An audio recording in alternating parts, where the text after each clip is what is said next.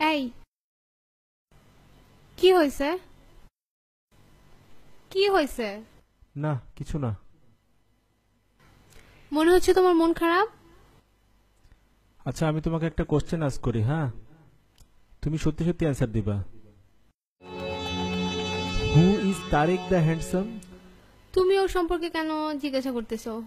তোমার প্রত্যেকটা প্রোফাইল পিকচারে দেখি লাইক দেয়, আবার তোমার প্রত্যেকটা স্ট্যাটাস আপডেটেও দেখি তার লাইক দেয়া। আমরা অন্য কোনো ব্যাপারে কথা বলি। না, সে কি তোমার এক্স বয়ফ্রেন্ড টয়ফ্রেন্ড নাকি?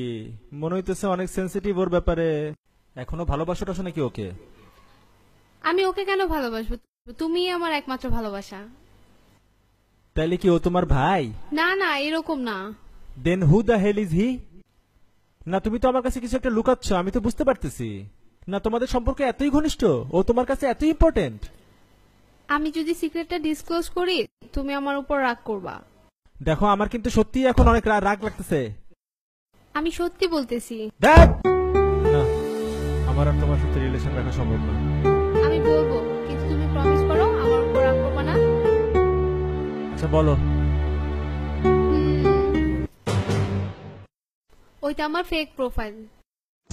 যখন কেউ আমার পিকে লাইক দেয় না, তখন আমি আমার পিকে লাইক দেই ওই আইডি থেকে। আর কমেন্টও পোস্ট করি, যেমন ধরো কিউট, নাইস, হট এইসব।